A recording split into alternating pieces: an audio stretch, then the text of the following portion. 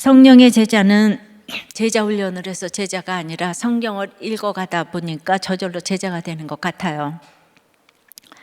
성령의 살리심, 일으키심에 반응은 하니까 긍정, 부정, 이렇게 무반응에 옳고 그름으로 반응하는 것이 아니라 구원의 시각으로 반응하게 되니 이제 저절로 주님의 제자가 되어 성령의 제자가 되는 것을 보게 됩니다. 카일 아이들먼은 제자로 부르실 때 가장 행복한 부르심은 나를 따르라이고, 가장 고통스러운 부르심은 자기를 부인하라이고, 가장 충격적인 부르심은 와서 죽으라는 것이라고 합니다. 성령의 제자는 이런 과정을 겪어가면서 되어가는 것입니다. 그래서 오늘은 성령의 제자에 대해서 생각해 보겠어요. 첫째로, 쫓겨나도 기쁨과 성령이 충만합니다. 50절입니다. 이에 유대인들이 경건한 기부인들과 그 시내의 유력자들을 선동하여 바울과 바나바를 박해하게 하여 그 지역에서 쫓아내니, 유대인들이 지난주에 시기와 반박과 비방을 해도 이제 바울 사도가 담대하게 전하니까 주의 말씀이 두루 퍼졌다고 했잖아요. 그럼요, 사단도 총 골기 대회를 합니다. 근데 오늘 보니까 유대인들도 지체가 있네요. 지체가 누구죠? 경건한 귀부인, 유력자인데요. 이 유력자들은 다실론을 인정한 로마 사회에서 유대교로 개종하기에는 부담스럽고, 그렇다고 유대인들과의 관계를 아예 끊을 수도 없는 그런 처지에 요즘 정치인들과 참 비슷한 사람들이 아니었을까 생각을 해봅니다. 회당에 나오는 경건한 귀부인들은 이제 기독교가 아닌 유대교에 개종한 여인들이었을 거예요. 하나님을 알고 예의도 있고 교양도 있는 자들인데 선동에 넘어갔어요. 이런 사람들은 어떻게 선동이 될까요? 유대인들의 이렇게 빠른 계산으로 가장 적은 수고로 큰 효과를 볼 것 같은 작전을 실행했겠는데요. 역사적으로 유대인들이 부자들이었던 것을 생각하면 답이 딱 나올 듯하죠.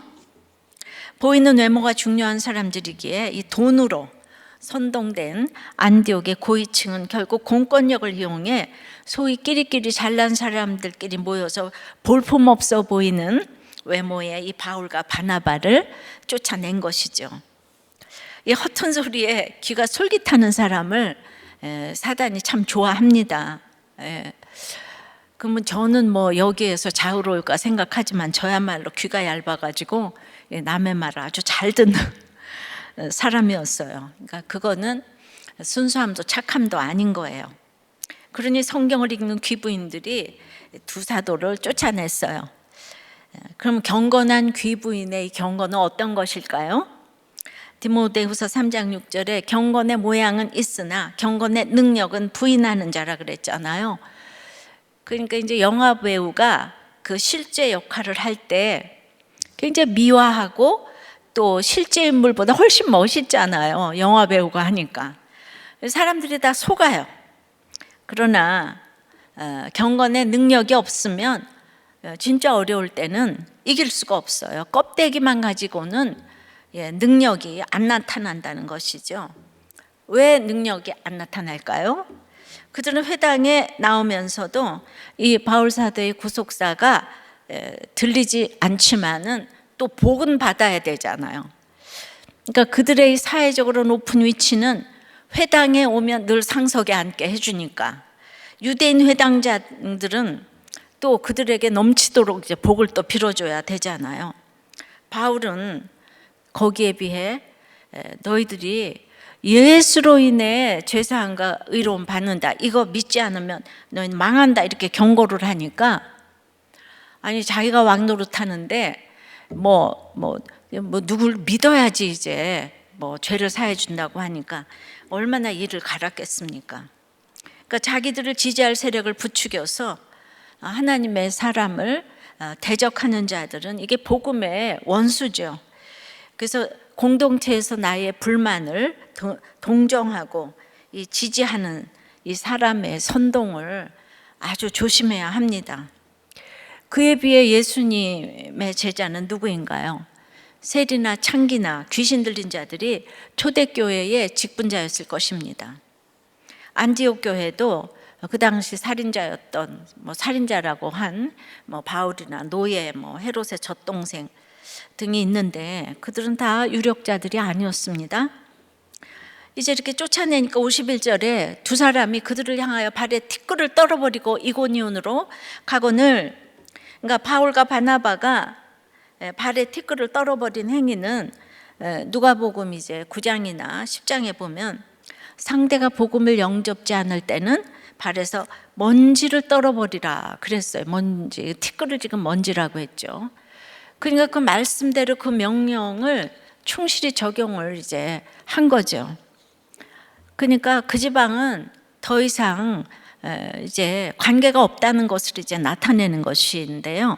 물론 이미 믿는 자들이 생긴 그 도시에 지금 이제 심판을 내리는 표시로 그렇게 하지는 않았겠죠. 그러나 그들이 아무리 유력자라도 그들이 티끌에 불과하다는 이런 상징도 있기 때문에 또 그래서 이 쫓겨남이 말씀대로 이루어진 일이기 때문에 그들은 쫓겨나도 낙심하지도 두려워하지도 않고 비시디아 안디옥에서 쫓겨나서 동쪽으로 한 145km 떨어진 도시인 이고니온으로 향했습니다. 이고니온은 그 클라우디우스 황제로부터 클라우디고니온이라는 영예로운 칭호를 받기도 했던 고대 소아시아의 교통의 중심지로서 그 중요성에서 비시디아 안디옥을 이제 능가했어요. 여러분들이 너무 거부하면은 갈 데가 없어서 있는 게 아니에요. 사랑하니까 욕을 먹으면서 복음을 전하는 거죠. 그럼 여기서 우리가 이걸 나에게 주신 음성으로 어떻게 듣는가? 성에서 나가 발에 티끌을 떨어버리라는 것은 이제 문자적으로 너무 복음을 안 받아들이니까 가족을 떠나야 할 때도 있고 또 그 지역을 떠나야 할 때도 있는 거죠. 그런데 그걸 뭐라고요? 나에게 주시는 말씀으로 이제 어떻게 들을까요? 안 믿는 식구들의 문화와 가치관에서 떠나는 것으로 적용할 수 있습니다. 배우자와 부모가 계속 복음을 거부한다면 그들이 제공해주는 안락함에서 이제 떠나라는 거예요. 안 믿는 남편이 주는 돈의 안락함, 안 믿는 아내가 베푸는 친절함을 과감하게 떨어버리고 당신이 하나님을 믿지 않으면 아무리 돈을 주고 사랑해줘도 나는 하나도 기쁘지 않다. 그거 선포할 수 있어야 되는 거죠. 그러니까 말로만 믿어라 이거 안 되는 거예요. 삶으로 그러니까 돈을 떨어버리고 집착을 떨어버리는 모습을 보여줘야 된다는 거예요.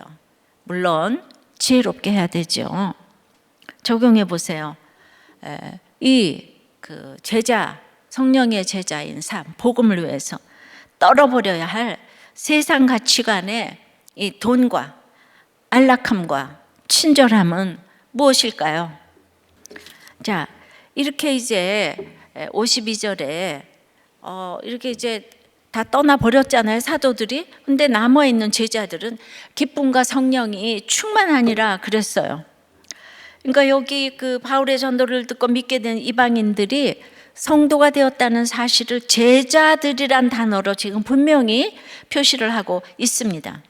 자기 전통과 이익에 사로잡혀서 시기에 가득 찬 유대인과 달리 예수 그리스도의 제자가 된 이방인들은 이 두 사도가 쫓겨났는데도 기쁨과 성령이 충만한 거예요. 이런 상태는 말씀을 받고 회개하여 새 사람이 된 자들의 이 전형적인 특징이에요. 새 사람이 되면 기쁨과 성령이 충만해요. 그러면요, 그들에게 핍박이 박해가 없었을까요? 시기가 충만한 유대인들이 아니 그들을 가만 놔뒀겠어요?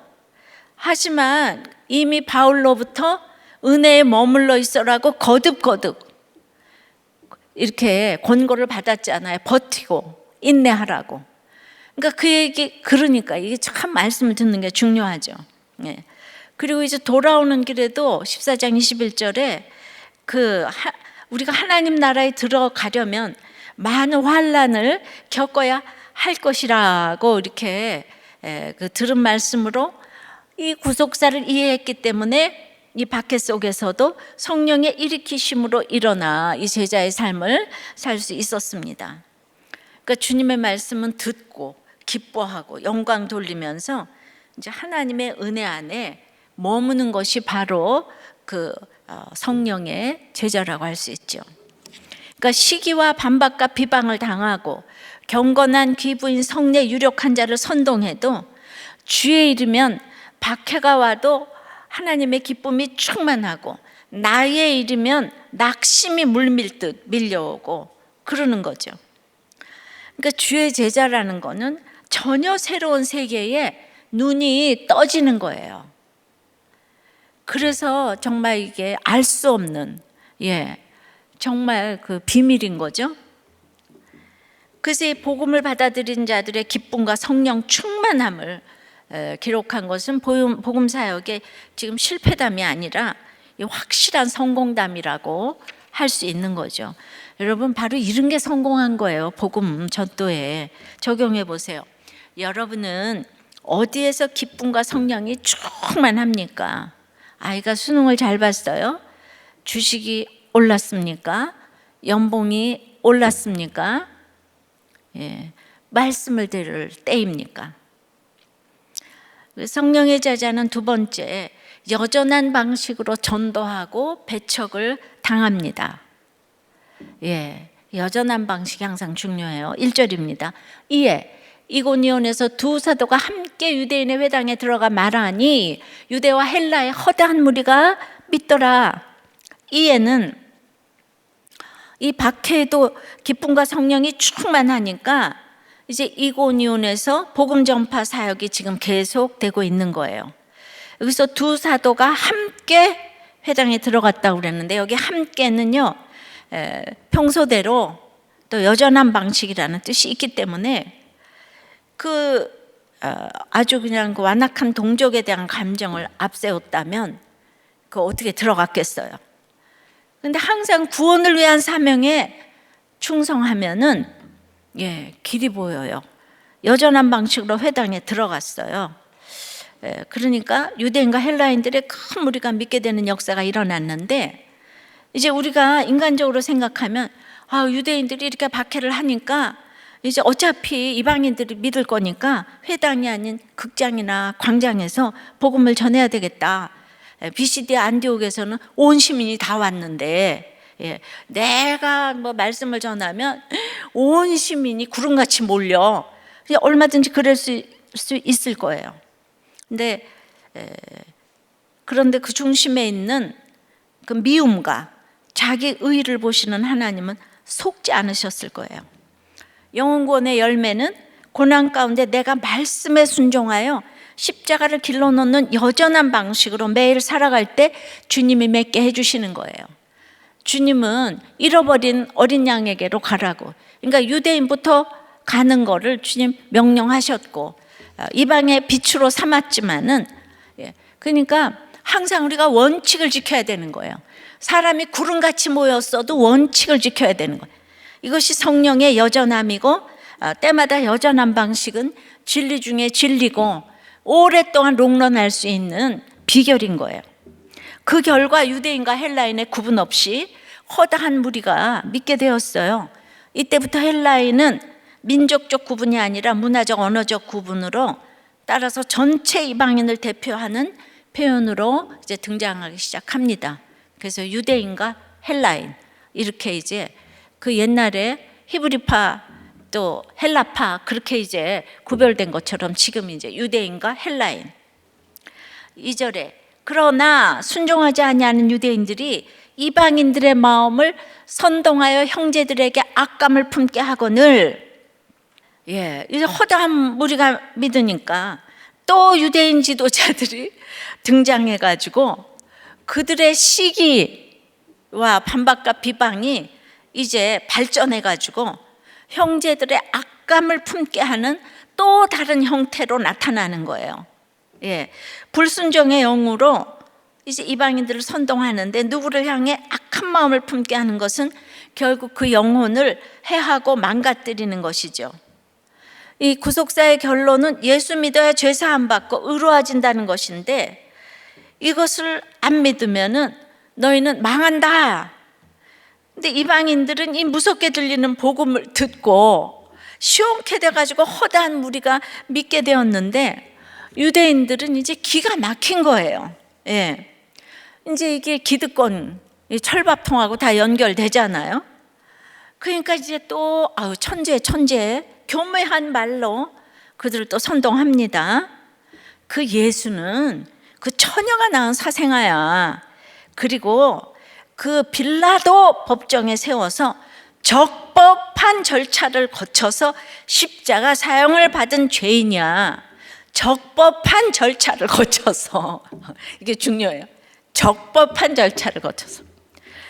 그 예수를 전하는 바울도 유대교를 배반한 배신자라니까요. 이러니까 이게 계속 세뇌시키니까 유대교 회당에서 이 말씀을 듣던 사람들은 자꾸 헷갈리는 거죠. 자꾸 들으면 저게 진짜인가?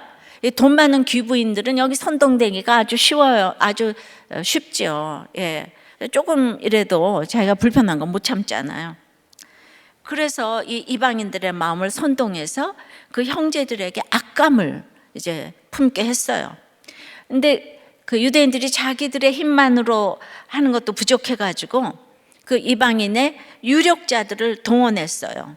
그러니까 권력으로 죄인도 의인 되게 하고 의인도 죄인 되게 하는 것이 이 세상 사람들이 가는 길이에요. 예. 그러니까 이쪽에선 살인자가 저쪽에서는 공로자가 되잖아요. 그러니까 여기는 법이 없고 오직 내 편만 있잖아요. 이쯤 되면 아무리 자기 고륙이 귀하다 하더라도 징하지 않겠습니까? 근데 바울과 바나바는 말로는 이방인들에게로 간다고 하더라도 자기 고향 유대인을 못 버리고 먼저 찾았어요. 여기서 우리는 전도가 무엇인지를 다시 배우게 되는데요. 여러분 전도는 그저 믿지 않는 이들을 교회로 데리고 오는 게 아니에요. 교회만 데려다 놓으면은 또 될 수도 있지만은 그 복음은 영생을 얻는 것이라고 할 때 영생의 모습을 보여줘야 되는 것이죠. 이것이 관계전도, 생활전도 되겠는데, 그러니까 죽었다가 깨어나도 이 못할 적용을 이 세상 사람은 그 생각하지 못하는 모습을 보여줘야 되겠죠. 원수를 용서하라까지는 알아도 사랑하라는 것은 듣지도 알지도 못해요. 그래서 그것을 보여줘야 하는 것이 전도입니다. 그래서 주여, 형제가 내게 죄를 범하면 몇 번이나 용서하여 주리까? 7번 할까요? 그랬더니 아니 70번씩 7번이라도 할지니라. 그러니까 그 네 힘으로 못한다 이거예요. 용서는. 70번씩 7번은 완전수잖아요.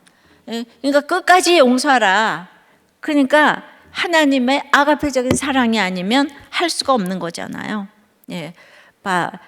그러니까 끝없이 반복해서 용서를 하는 거죠. 그것을 하나님의 사랑이 아니고는 못하니까. 그러니까 반복해야 되는 게 중요해요. 70번씩 7번씩. 우리 손녀딸인 유성이가 이제 호랑이 옛날 얘기를 해주면은 그냥 또 해줘를 얼마나 반복하는지 몰라요. 걔가 또 해줘. 똑같은 얘기를 하는데 또 다시 이렇게. 그러니까 이제 완전히 할머니의 인내를 요구합니다. 그래서 근데 또 다시 제가 해준다고 해도 뭐 제가 몇 번이나 반복하겠습니까? 근데 교육은 이제 반복이에요. 교육은 반복이고, 반복을 또 잘하고 또 반복을 잘 해주는 사람이 최고인 거예요. 그러니까 이 큐티도 뭐 어린이 큐티인서부터 전부 다 이게 이제 반복이잖아요. 반복. 아이들이 잘 깨닫지 못해도 한 구절이라도 큐티 일기를 쓰게 하세요. 그래서 무엇이든지 쓰게 하세요. 자기 생각을 써보는 반복 훈련은 최고의 교육입니다. 한 구절을 가지고 써보다가 청소년은 2구절, 작년은 세 구절, 뭐 이렇게. 그 프린스턴 총장님이 재작년 우리들 교회 오셔서 설교하셨었죠. 우주의 행성들이 그들 중 하나라도 그들의 충실한 일상을 멈추면 지구도 멈추죠. 그러니 같은 일을 반복하는 것이 얼마나 하나님을 찬양하는 행위인지 모릅니다. 봄, 여름, 가을, 겨울, 또다시 봄, 여름, 가을, 겨울, 이 반복하는 일상의 모든 복이 흐르게 하시는 하나님을 찬양해야 합니다. 그러니까 전도도 배척도 핍박도 다람쥐 쳇바퀴 돌듯이 수없이 반복해서 하고 받고 듣고 해야 돼요. 이제 그러려면 개인 예배, 큐티 예배, 공예배, 주일 예배, 수요 예배, 목장 예배도 똑같이 반복해서 듣고 하고 가야 합니다. 안 하면 순식간에 사단에게 사로잡히고 또 사로잡을 수가 없어요, 사단을. 그러니까 이런 개인 예배, 공예배, 공동체 예배가 얼마나 노아의 방주인 줄 모릅니다. 이게 수십 년을 똑같은 여전한 방식의 전도와 배척을 받기 위해 여전한 방식의 예배를 드리니까 저절로 제자의 길을 가게 되는 거예요. 이 똑같은 행위를 하는 것 같지만 하나님의 창조물인 우리들은 집에서, 직장에서, 교회에서 예배드리고 똑같은 일상의 생활 패턴을 가지고 그냥 참 지루하게 사는 것 같아도 여전한 방식으로 충성되이 살아내는 것이 가장 하나님을 찬양하는 태도라는 것을 알아야 합니다. 그래서 그것이 하나님 인정하는 최고의 삶이에요. 인상적인 일은 그냥 하루면 좋게 해요. 여러분들이 그거 하나 하면 뭐 하겠어요? 먹고 마시고 취하고 욕하고 음란하게 사는 것이 잠시는 재미있을지 몰라도 거기에 끝은 허무하고 이제 황폐함이 반복되는 일상인 거죠. 재미가 없어요. 근데 제가 진짜 이렇게 평생토록 예배 보고 피아노 한 그 세월보다 피아노도 제가 50까지 했잖아요. 근데 진짜 이게 큐티한 거하고 피아노 친 거하고 비교가 안 되는데 정말 똑같이 똑같은 삶을 살아도 날마다 설레임이 있어요. 이게 하나님의 이 창조, 그러니까 우리가 창조물이니까. 야, 이거 어떻게 말로 설명이 안 돼요. 이걸 세상은 모르기 때문에 교회를 핍박하고 그런다 그래도 우리는 배척을 받아도 계속 창조물이니까 이 기쁨이 있는 거죠. 그러니까 이번 주일에도 기도 제목 올라온 거를 보면은 주님, 딸의 분노를 잘 버티고 인내하는 것이 너무 힘이 듭니다. 그러니까 눈만 뜨면은 분노를 지금 버티고 인내해야 되잖아요. 그러니까 기도 제목에 올리죠. 제가 얼마나 감상적인 은혜에 머물러 있었는지, 내 죄에 대해 얼마나 둔감하였는지 깨달으면 회개가 됩니다. 또 한 분은 정말 그 혈기, 우울이 올라와 저를 괴롭게 하는데 말 안 듣는 7살 ADHD 아들과 또 이제 9살 자폐 아들로 진이 빠지는데 이 자녀들 덕분에 제가 기도하고 말씀도 들리는 것인데 주님, 이 혈기를 다스리지 못하는 저를 불쌍히 여겨주세요. 또 이제 목자 나눔에서는 아내를 선교사로 보내고도 싶습니다. 아프리카 선교도 보낼 자신도 있습니다. 그러니까 옆에서 다른 목자님이 권찰님을 사랑해서 그런 건지 약간 구분이 안 돼요. 이러니까 또 다른 그러니까 뭐라 하냐면 내가 하나님을 사랑해서 보낸다는 거죠. 그랬더니 또 다른 목자님이 저희 권찰도 같이 보내고 싶어요. 요즘 코로나 때문에 예배가 잘 안 드려지는 권찰을 보면 저 사람이 믿음이 있는 사람인지 구분이 되지 않습니다. 저도 선교사로 보내겠습니다. 한 표. 자, 옛날에는 그 아내들이 남편들 믿음 때문에 기도 제목 올렸는데 이 남편들이 지금 아내들 믿음 때문에 안타까워하는 우리들 교회 우훗. 최고예요. 남편뿐 아니라 아들, 딸, 아내의 언제 끝이 날까 하는 일들을 감당하는 것이 하나님을 찬양하는 것이에요. 그 자리에 여러분들이 있다는 것만 해도 성령의 제자입니다. 이렇게 기도 제목을 내놓고 기도하는 것처럼 축복이 없어요. 여러분들이 다 잘 먹고 잘 살고 이러는데 뭘 큐티 기도회에 들어와서 기도 제목을 내놓겠어요. 우리가 늘 얘기하잖아요. 이런 분들 때문에 우리가 살아있다고. 우리들 교회가 살아있으니까 또 한국교회가 살아있다고 우리는 자부심을 갖고 가잖아요. 이 고난당한 한 사람이 얼마나 축복인지 몰라. 예, 적용해 보세요. 그러니까 끝이 안 보이는, 반복해서 참아야 할 일은 무엇이고 몇 번이나 참았고 몇 년이나 참았습니까? 예, 끝이 없는, 예, 그걸 반복해서 눈만 뜨면은 우리 아이들이 기다리고 있어요. 코로나로 우리 집에 다 있어요. 그런데 나가지도 못하니까 맨날 먹을 거 생각하고 볼 것밖에 생각 안 하는데, 거기서 아이들이 힘들게 하고 이러니까 또 눈만 뜨면은 똑같은 일상이 오는데, 요새 온라인 예배가 있으니까 더 말씀을 사모하고 이 기도회도 더 이렇게 사모하고, 예, 그러니까 이게 얼마나 여자남 방식의 전도와 배척, 예, 이거를 받아야 되는 게 성령의 제자라 이거죠. 그러니까 세 번째는요, 성령의 제자는 이게 다 전도예요. 양육이 필요한 거예요. 그냥 참기가 어려워요. 양육이 절대 필요합니다. 3절에요. 두 사도가 오래 있어 주를 힘입어 담대히 말하니 주께서 그들의 손으로 표적과 기사를 행하게 하여 주사 자기 은혜의 말씀을 증언하시니, 3절을 보면 안디옥에서와는 달리 오래 있었다고 증거합니다. 오래 있어의 기간은 얼마를 의미할까요? 예, 오래에 해당하는 헬라어 히카노스는 넉넉한, 충분한 그런 뜻이에요. 하루를 머물러 있어도 충분할 수 있지만은 10년, 20년을 있어도 부족할 수가 있어요. 70년을 있어도 부족할 수 있어요. 그러니까 이 적대적인 상황 속에서도 크로노스의 시간 속에서 하나님이 허락하시는 최적의 시간인 카이로스의 시간이 올 때까지 복음을 전하기 위한 주어진 자리를 지키며 사명을 감당하는 거, 이러려면은 양육이 필요한 거예요. 오래 있어 양육을 해야 돼요. 1절에 보면 이고니온에서는 이미 허다한 무리가 믿었는데, 예, 이곳에 왜 머물러 있었냐고요. 예, 양육하기 위해서. 사도 바울의 선교의 큰 특징은 양육이에요. 예, 그래서 이제 그 에베소에서도 2년 있었고 고린도에서도 1년 6개월을 가르쳤어요. 교인들이 많다고 그리스도인이 아니에요. 그런데 파송했던 안디옥 교회, 거기 수리아죠. 안디옥 교회에서도 바나바가 바울이 1년 동안 가르치니까 비로소 그리스도인이라 일컬음을 받았다고 했잖아요. 교인 수가 많다고 그리스도인이 아닙니다. 은혜를 직접 체험해도 소용이 없어요. 말씀을 제대로 배워야 신앙인으로 설 수 있습니다. 그러니까 안디옥 교회는 배움이 있게 되니까 모교회인 예루살렘 교회에 구제를 했고 전 세계에 선교사를 파송했어요. 그러니까 양육이 없는 전도는 미완성의 전도예요.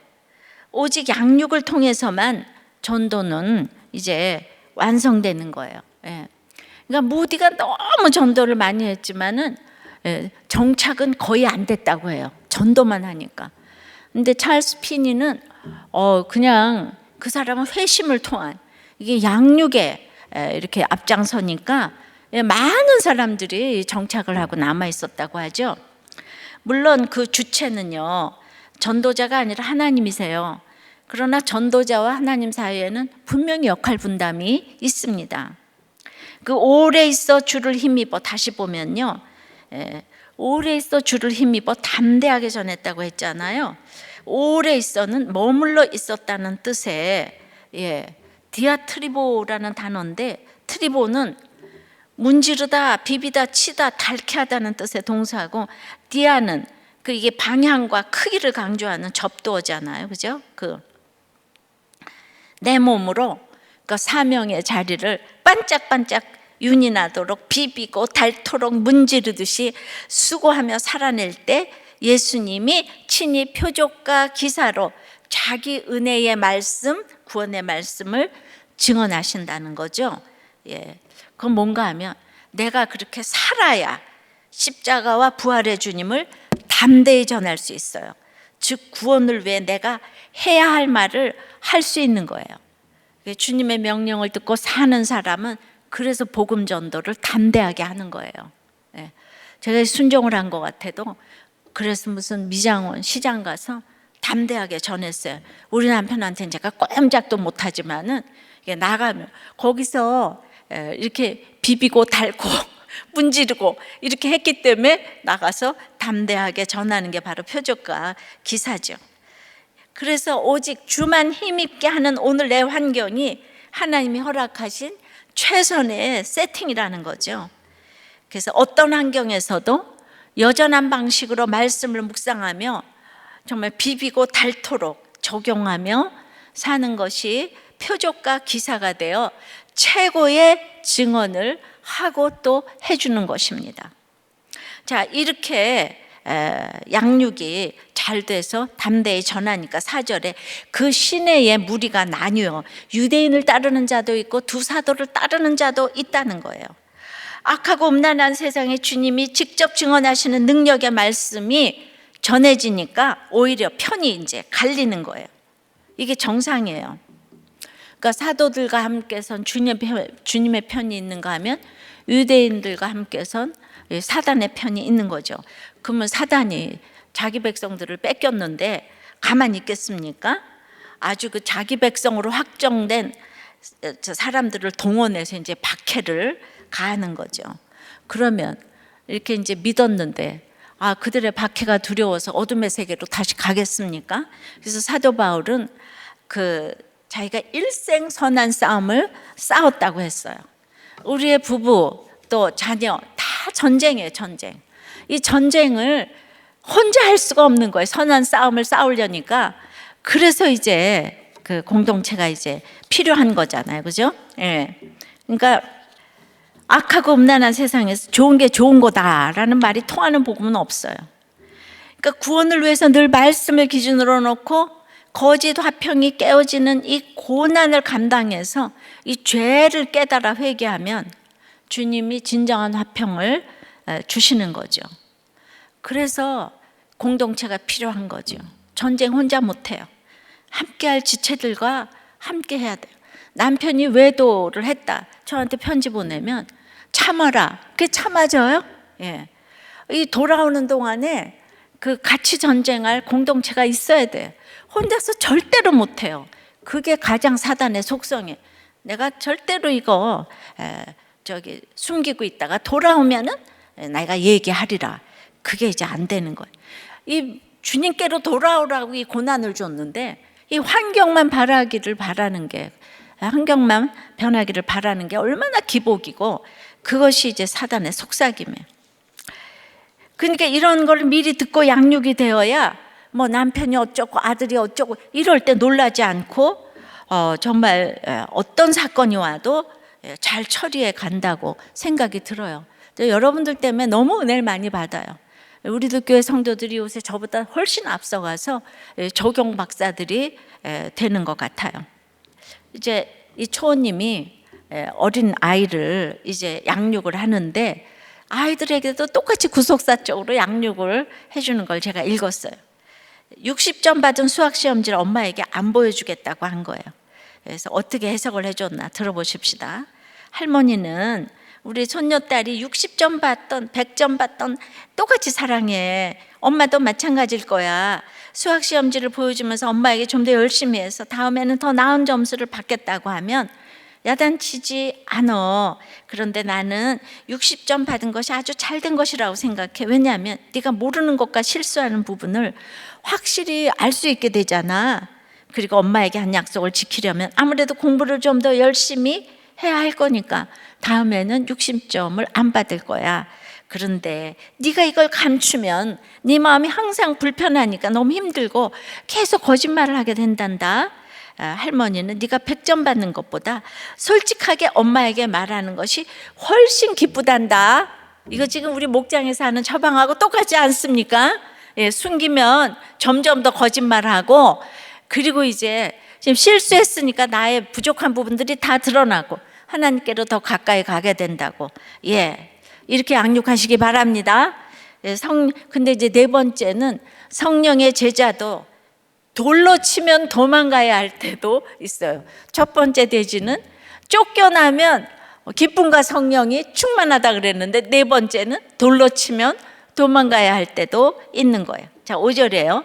이방인과 유대인과 그 관리들이 두 사도를 모욕하며 돌로 치려고 달려드니 지금 이제 지난주에서부터 반복해서 시기와 반박과 비방과 오늘 악감과 이제 이거 여기 이제 그런 것에 이어서 지금 이제 모욕하며 돌로 치려고 해요.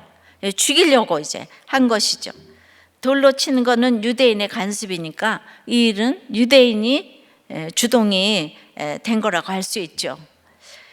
정말 그리고 우애를 가하려 했던 자들을 지금 이제 이방인 유대인 관원들이라고 구체적으로 언급해서 사도들에 대한 박해의 시도가 아주 공권력을 동원한 조직적으로 한 사람 죽이는 건 그냥 아무것도 아닌 거예요. 조직적으로 진행되었죠.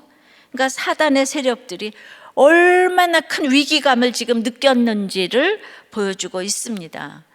그러니 얼마나 신물나게 지금 이거 괴롭히는 것입니까? 여러분들 아무리 괴로워도 이 바울 사도가 이렇게 살았다는 것을 오늘 기억했으면 좋겠어요. 그래서 6절에 그들이 알고 도망하여서 루가오니아의 두 성 루스드라와 더베와 그 근방으로 이제 갔어요. 그러니까 안디옥에서는 쫓겨났잖아요. 근데 이고니온에서는 스스로 생명의 위협을 느껴서 여기 도망갔다고 6절에 도망갔다고 나오잖아요. 그러니까 구원을 위해서는 옥문이 열려도 도망을 안 갈 수도 있지만은 사명을 위해서는 수치를 무릅쓰고 또 이 도망가듯 피해야 할 때도 있는 거예요. 이걸 어떻게 알아요? 여전한 방식으로 말씀을 묵상하지 않으면 분별을 할 수 없어요. 그러니까 아까도 유대인들이 너무 괴롭히니까 우린 이방인들 대상이니까 우리 극장이나 광장에서 복음 전해요 이러는 거 이거 분별 못해요. 그냥 날마다 말씀을 그날 읽고 적용하는 게 우리들 교회를 이렇게 지켜주는 큰 지금 이제 버팀목이 되고 있는 거죠. 그래서 이제 거기서 7절에 복음을 전하니라. 이게 미완료 과거동사예요. 그러니까 이 복음 전도 활동이 어떤 환경에서도 중단 없는 전진을 의미하는 거죠.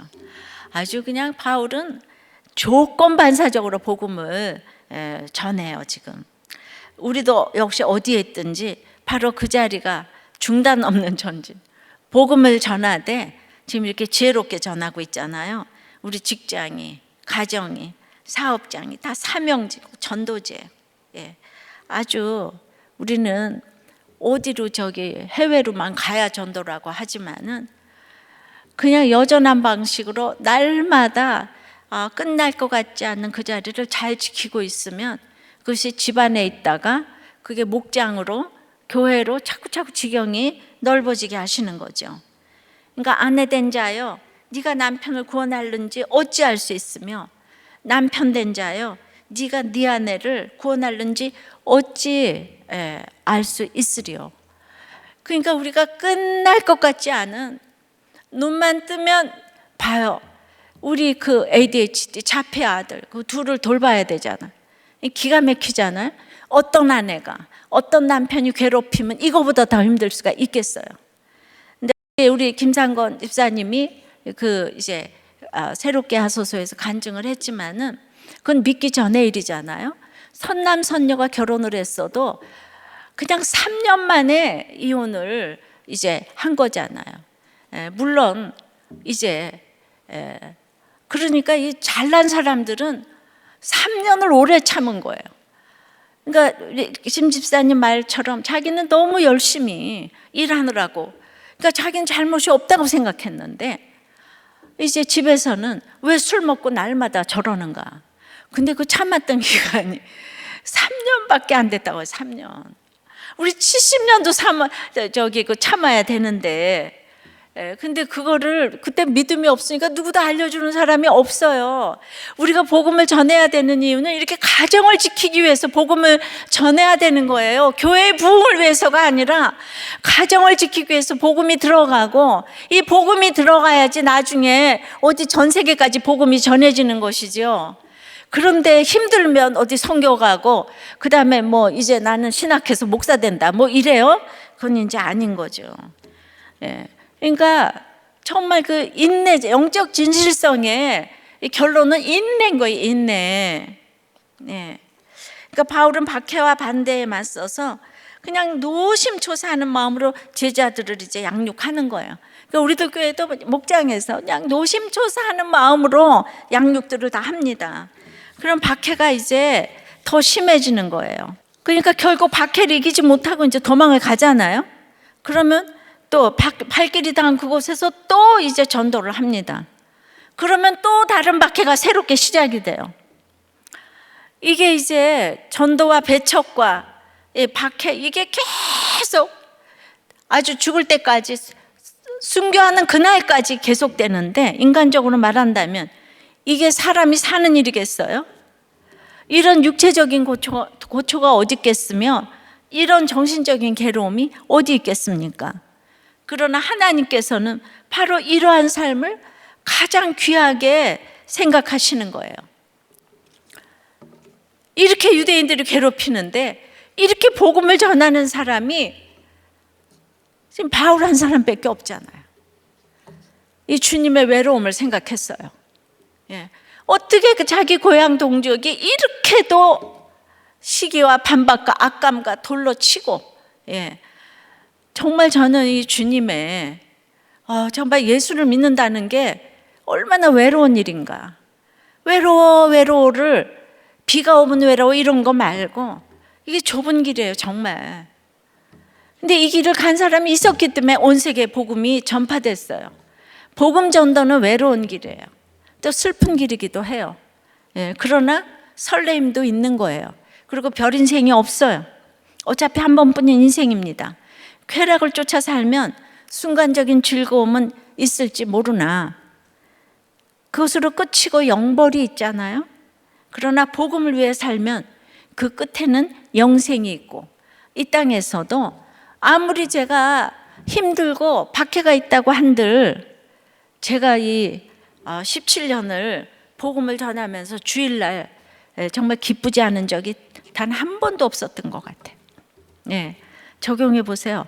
여러분은 영벌의 쾌락의 삶을 사시겠습니까? 영생의 제자의 삶을 사시겠습니까? 여러분은 무엇을 선택하시겠습니까?